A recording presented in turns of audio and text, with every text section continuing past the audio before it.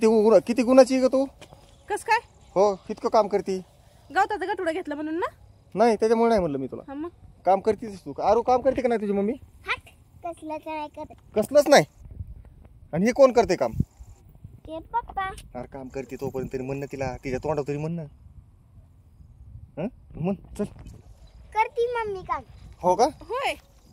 काय तिकडं जादू मंत्र दिले, कान फुकले लगेच, गुरुनी की लगेच इकडं शिष्या लगेच बदली मारतोय राव. बरं चला, मला लय वजन झालंय तर घेऊ लागतात तुम्ही. मला लय कंटाळा आला बघ दिवसभर काम करून. तुमचा कटाळा कवा बी संगच असतो, तुम्ही संगच बांधायला. मी नाही कर. तुमचा कटाळा कवा बी संगच बांधायला असतो, कवा बाजूला असतो तो. चल चल चल चल लवकर. जवळ थोडा 1 किलोमीटर बाकी आता. तुम्हाला काय वाटत नाही का? गळे एवढा गळे, हत्ती एवढा गळून खुशाल जर बिल्ला जेवणी गटुड मायापेस दिले. चल चल चल चल पटकन पुढे बघून. मम्मा प्लीज मला घरी गेला 20 रुपये देते. देते ना. 40 रुपये देते, 20 रुपयाने काय करायचं? हा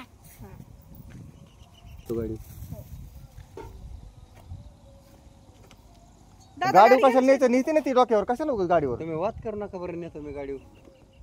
मी नाही भांडण करीत. दादा दादा पुण्यात बी हे असेच वागत आहे, त्याच्यामुळे मला पुण्याला जायचं नाही, आता इथं राहायचंय मला. दादा ती नीती डोक्यावर, तिला नका गाडी नव्हतं. तुम्ही 2 जण गाडी होता बसून. दोघं भांडण करायला लागला. जाऊ दे. अहो त्याला पण मनातून मयान जीव लागतो. तुमच्यासारखं वरवरची मया नाही लागत. मागवून बांधून. अरे एवढं जाणार बी नाही तुला. एवढं गाडीला वजन होईल, तिला नाही वजन होणार. ती गाडीला वजन होते, गाडीचं पेट्रोल संपायचं वाटत. ओलं गवत आहे. हो का? हो. आता तुम्ही घेता तर तुम्ही काय वाळून मिळून जातात का काय? हे दाव घे वरून. हा तुम्ही घेतला तर तुम्हाला काय म्हणते माहिती का? राजाभाऊ लोखंड्या गवतात गटोड घेऊन चालला, किती तुमचं नाक कापन. हा काम केल्यावर लय बोलू नको, शांत बस. गाडी तर घ्या तिथवर. गाडी पडत. हा घेते मी.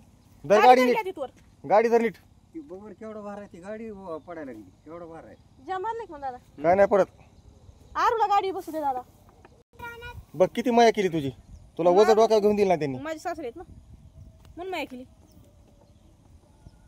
तुझ्या आई वडील सुद्धा तेवढी माया करीत नाही तितकी माझ्या आई वडील करतात. माझी त्यांनी माया करायची मला काय गरज आहे? त्यांनी माझ्या 18 वर्ष माया केली, आता तुम्ही तुमच्या घरच्यांनी करायची है ना दादा? आता थोडी मी त्यांची राहिली, आता मी तुमची ना, मग ते कशामुळे माया करतील माझी? अरे पण हे लय जड होतं ना गवत.